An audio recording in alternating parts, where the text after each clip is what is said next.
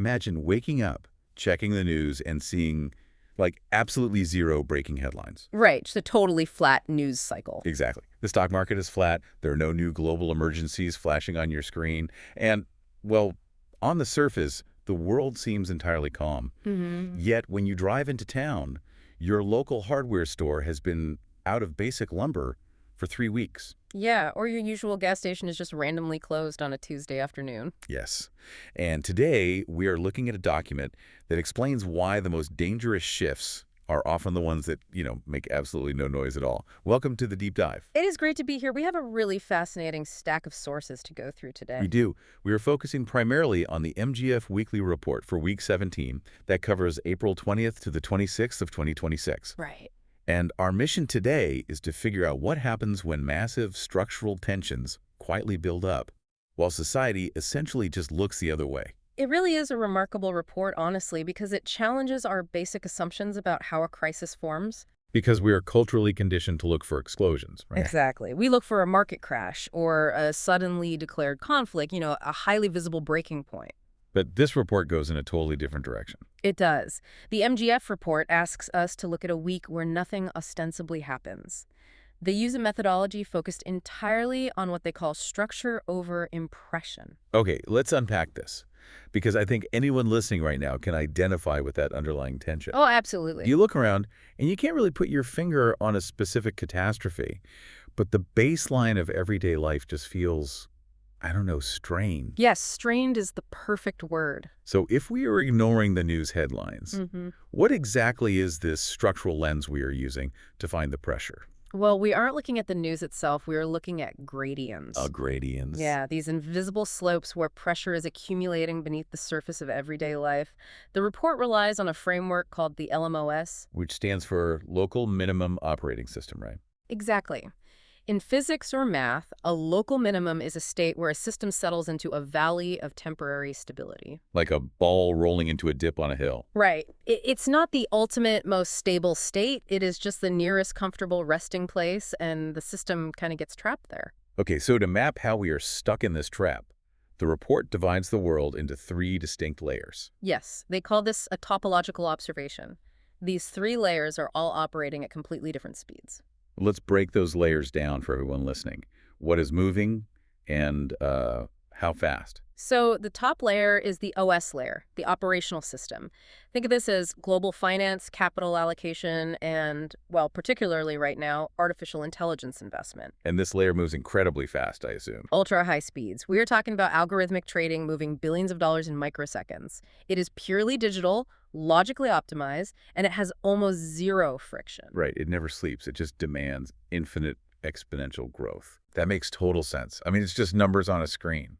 If an algorithm decides to allocate $10 billion to new AI development, that decision executes before I can even blink.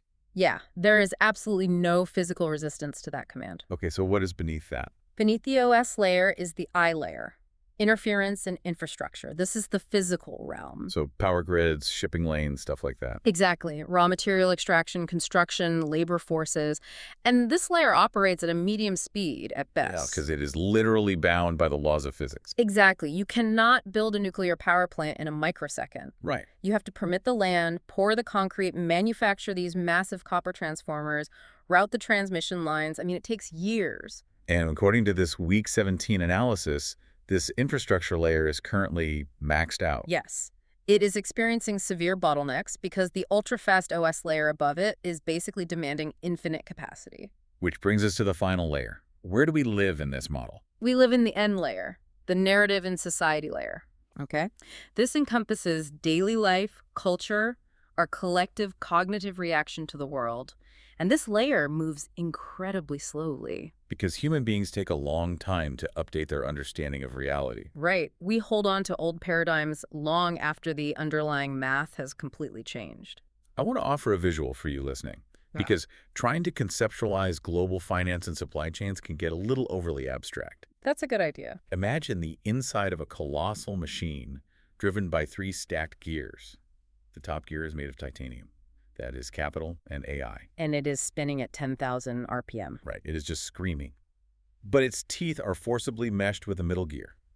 our physical infrastructure. Which is made of heavy iron and can only turn at a medium speed. Exactly. And then that iron gear is dragging against a massive wooden bottom gear society. Right. Which is practically stationary. Yes. If you force a 10,000 RPM gear to grind against a slower, heavier gear, you do not get smooth momentum.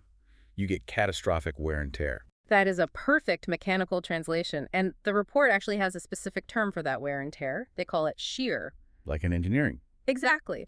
In geology or engineering, shear happens when two parts of a structure are pushed in opposite directions or at vastly different velocities. And the velocity mismatch here is huge. It is. What is alarming about the week 17 data is that we have transitioned from what the analysts call an S2 phase into an S3 phase. Wait, what is the practical difference between S2 and S3? Well, in S2, the gears are spinning fast, but the bearings are holding. The system is stressed, but it is functioning. Okay, so what happens in S3? S3 means the lubrication is entirely gone. The system is actively grinding. Because the velocity mismatch between digital ambition and physical reality isn't being resolved, immense heat is silently accumulating. Wow. Heat is a great metaphor for trapped energy. Yeah. But if we pull this out of the abstract engine for a second, where is this heat building up most aggressively right now? The primary focus in the sources is what they term a massive compatibility error. A compatibility error. Between what? Between AI development and the energy sector, there is a fundamental mathematical clash happening right now. Because the capital layer is aggressively funding AI data centers. Right. They're assuming an endless runway for computational growth. But the physical layer is hitting a hard wall. The power grids. Exactly. The local grids simply do not have the capacity, the copper, or the generation capabilities to power all these new facilities. It sounds a bit like writing an ultra-high-frequency trading algorithm, but forcing it to execute over a 1990s dial-up modem. That is a great way to put it. The math in the code works perfectly. The ambition is totally there, but the physical copper wire literally cannot carry the data volume. The hardware is bottlenecking the software. That is precisely the dynamic. The computational optimum, like what the AI models need to achieve the next generation of intelligence, is completely out of sync with thermodynamic reality. We're just running out of electricity. We are. And the transformers required to upgrade the grid are back-ordered for years. Okay, I have to stop you there and push back on this premise a little bit. Yeah. Because if I open the Wall Street Journal or read any tech blog, everyone is already talking about power grid limits. Right. It is very public. The CEOs of these major tech companies are openly giving interviews about the energy bottleneck. The market isn't blind. The stopping conditions are sitting right there in plain sight. Yes, they are. Wait, so this gap is recognized, but no one is updating their behavior. If the people writing the checks know the physical wall is 10 feet in front of them, why hasn't the market slowed down? What's fascinating here is that this is the core psychological puzzle of the report. To explain it, they use a concept called the BRU. The BRU. The basic reality update. Think of this as the minimum cycle required for a society or a market to recognize a flaw, make a structural decision, and actually change course. Okay. A complete BRU requires 2 steps. Description and implementation. And right now, the descriptive part is working flawlessly. Meaning we have the data, we can accurately describe the wall we are about to hit. We can describe it in agonizing detail. We know the exact megawatt deficit. However, the implementation phase of the reality update is entirely missing. So we see the warning light on the dashboard. We all agree the warning light is blinking red, yes. But nobody takes their foot off the accelerator? The report calls this error detection leading to error abandonment. But why?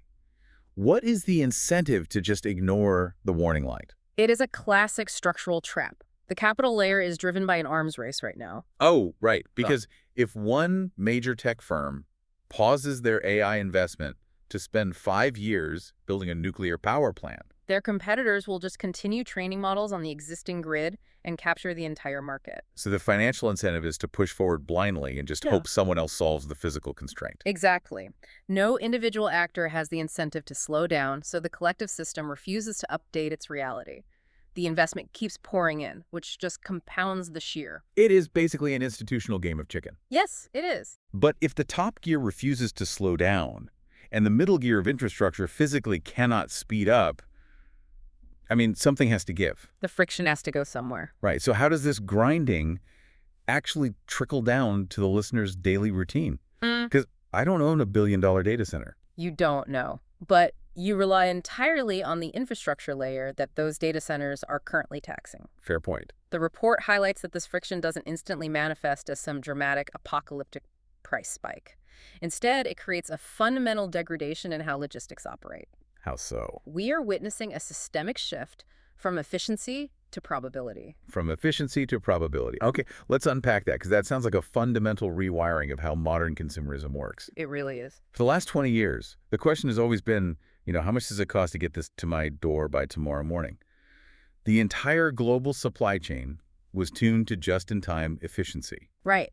But just-in-time efficiency requires zero friction. It requires every truck, every shipping container, and every warehouse to operate perfectly on schedule. Which they aren't anymore. No.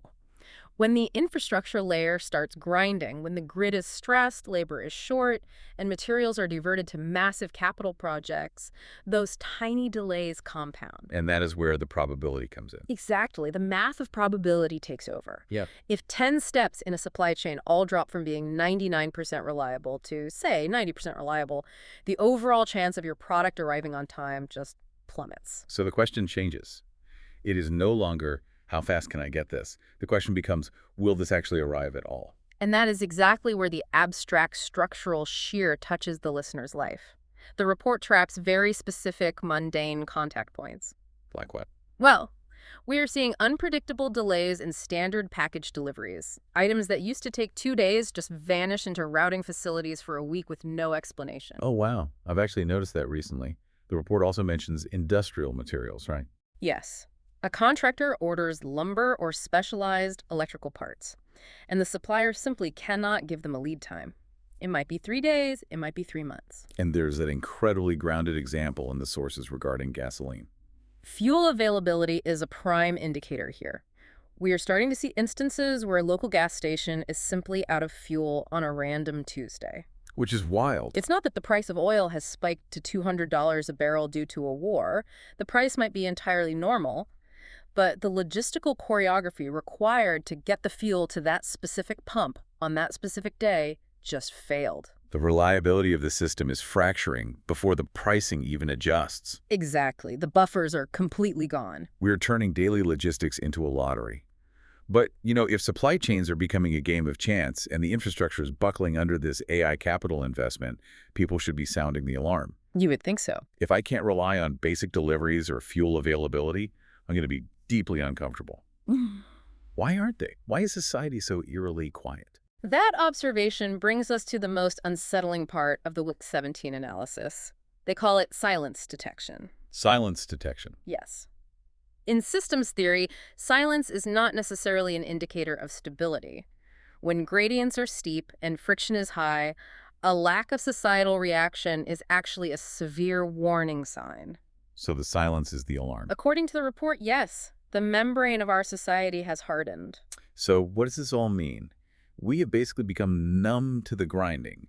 It makes me think of metal fatigue in an airplane wing. Oh, that is a perfect analogy. Yeah, because when a wing is subjected to chronic repetitive stress, microfractures begin to form inside the aluminum. But you can't see them. You can't hear them. The wing looks perfectly smooth. Right. It continues to generate lift. And the passengers inside the cabin are just sipping coffee, thinking everything is fine because there are no loud noises or sudden drops. But the structural integrity is quietly vanishing. Exactly. Molecule by molecule, until the exact moment it catastrophically snaps. Metal fatigue is a brilliant way to conceptualize the end layer right now. Society is absorbing the microfractures without reacting. Which domains specifically? Well, the report surveys multiple domains that are historically highly volatile. We have the severe energy and infrastructure constraints we just discussed, but we also have significant geopolitical tension. Right. The document neutrally observes sustained, complex friction involving the Middle East and Russia. And I should note, it explicitly remains neutral here, strictly reporting the document's observation of structural tension. Sure, just looking at the data. Exactly. But if you look at these factors objectively, energy limits, logistics degrading into probability, and major geopolitical stress, you would historically expect loud societal concern. Market volatility, protests, a palpable sense of alarm. Yes, the expected alarms should be deafening, but the societal membrane isn't transmitting the alarm. We are in a state of low reaction. So how does the report frame that lack of reaction? They use the CDBS phase model, specifically looking at the phase difference, or the gap between underlying reality and our collective actions. They say we are currently in a pre-synchronization phase. What does pre-synchronization mean in this context? Well, a synchronized crisis is when the market, the supply chain, society, and policy all fail and react together at the exact same time. That is the explosion everyone is always looking for. Exactly. But pre-synchronization means the gap is widening in the dark. The structural reality is pulling away from the narrative reality. Because we haven't synchronized into a panic yet. Right. The danger of week 17 is that everyone assumes the system is functioning normally. The silence is quite literally unrecognized pressure. It is like being in a pressure cooker with a broken release valve. You don't hear the whistle, but the pressure is still building. Yes. It really forces us to completely rethink how we consume information and how we view our reality. We're sitting around waiting for a massive bold font headline to tell us that things are unstable. But the absence of that headline is the actual story. Right. Combined with the fact that your contractor can't find basic copper wiring and your local gas station pumps are taped off, the gradient is quietly tilting beneath our feet. It is. So how should someone listening to this navigate a world that is accumulating heat like this? It requires a shift in your internal metrics. You have to train yourself to stop looking for the explosion and start observing the friction. Look for the failed reality updates. Exactly. When you see an entire industry recognizing a physical wall but refusing to slow down, understand that the resulting shear will eventually manifest in your own logistics. To distill this entire deep dive down for you listening, we are living in a moment defined by a massive structural mismatch. Yes. Global capital and artificial intelligence are attempting to force infinite, high-velocity digital growth through the narrow, slow-moving funnel of our physical infrastructure. And the people in charge of the capital see the bottleneck perfectly well. They know the power grids are failing, and the materials are scarce.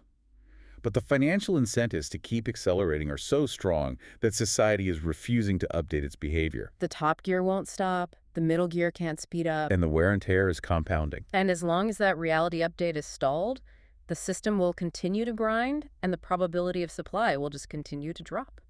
So your takeaway for this week is to pay close attention to those subtle probability shifts in your own life. Look out for them. When the efficiency of your world degrades into unpredictability, when the grocery store shelves are slightly bare, or a package is inexplicably delayed, when the logistics lottery doesn't roll in your favor, don't just brush it off as a one-time glitch. No, recognize it for what it is. It is the friction of the machine. It is the heat escaping from a system that is fundamentally out of sync with physical reality.